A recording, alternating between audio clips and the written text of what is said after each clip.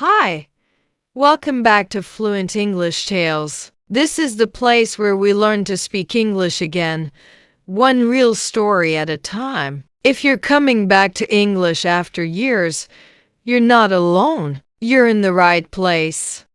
Now, let me tell you a story. It's something a little embarrassing. It happened at my new job. There was a company party, just a small office, just 10 people, a little wine, a little talk. I didn't expect anything strange to happen, but 3 weeks later, my manager calls me in. She says, "Some colleagues are concerned about you." I froze. Wait, concerned? About me? Why? I thought I was fine. I thought I made friends. I just told a story about my ex. I shared my feelings with people I trusted.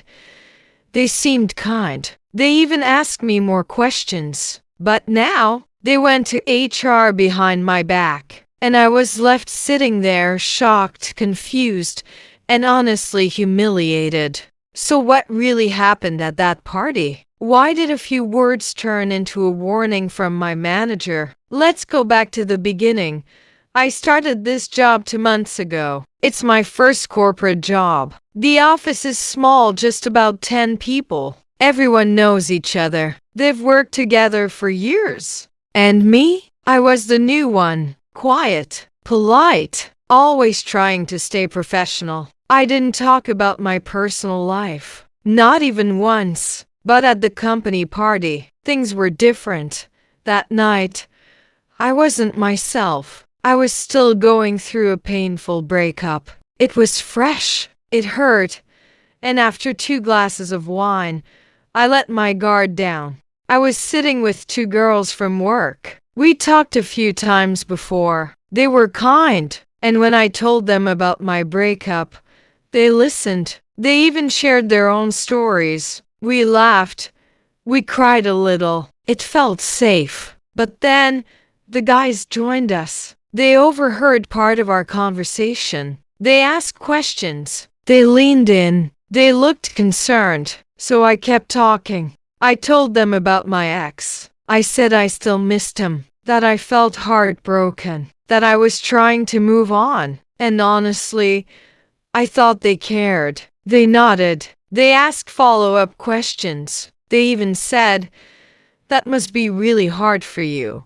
So I kept going. I talked more than I should have. Too much. I know that now. The next morning, I felt a little embarrassed, but I thought, well, it's okay. Everyone opens up sometimes. Weeks passed. No one said anything. Everyone acted normal. Until my manager, who's also head of HR, returned from vacation. She asked to speak with me privately. And then she said it. "Some of the male colleagues came to me. They said they're concerned about you." I was stunned. I said, "Concerned? Why? I didn't do anything wrong." She said it wasn't a formal meeting, just a friendly reminder. Be careful what you share at work events.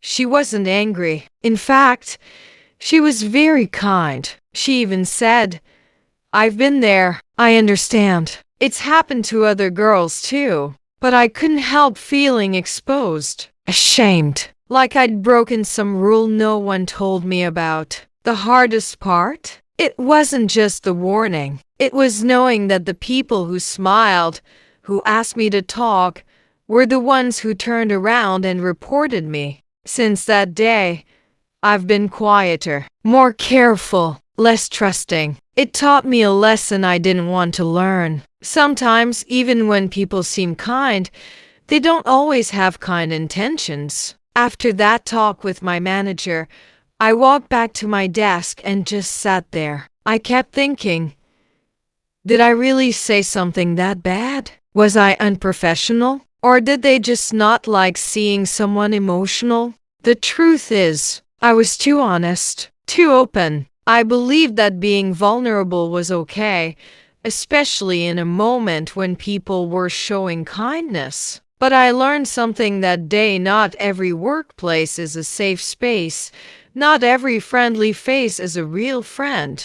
At 22, this is my first job, and I came in thinking that as long as I worked hard and treated people with respect, they would treat me the same. But I didn't realize how quickly people can change, how fast your words can travel, how easily someone can smile at you and then whisper about you when you're not around. I also learned that professionalism isn't just about doing your job well. It's about managing what you show and who you show it to. People say, be yourself.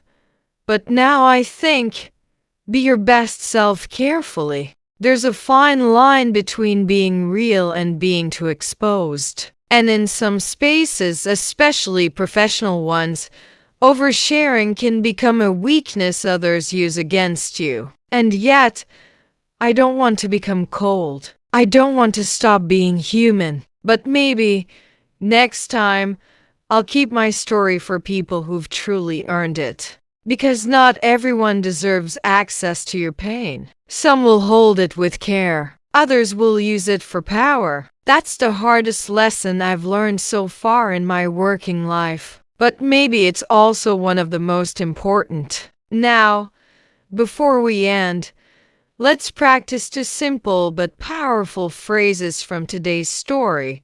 Phrase 1. I didn't expect that. We say this when something surprises us. Try saying it with me. I didn't expect that. I didn't expect that. I didn't expect that. You can use this in everyday life. I didn't expect that call.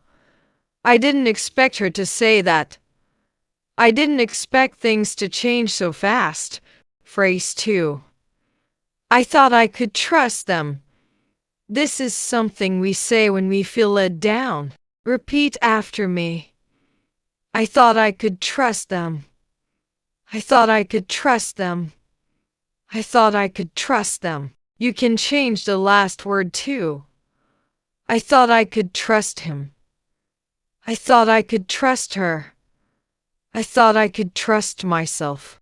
Learning to speak English again after many years is not easy. It takes courage, patience, and practice. And sometimes it takes a story that feels real. Because language isn't just about words, it's about emotion. It's about moments you'll never forget. Maybe, like me, you've trusted the wrong people. Maybe you've said too much and regretted it later. But that's okay. That's how we grow. That's how we learn in life and in language. So say this with me.